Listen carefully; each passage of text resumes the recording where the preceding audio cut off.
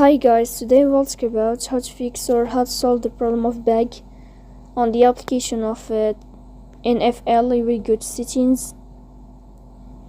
In this page we go to apps, default apps, app settings.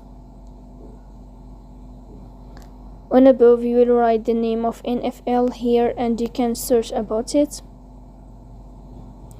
Then this page of app info you will click on first stop and you can click OK.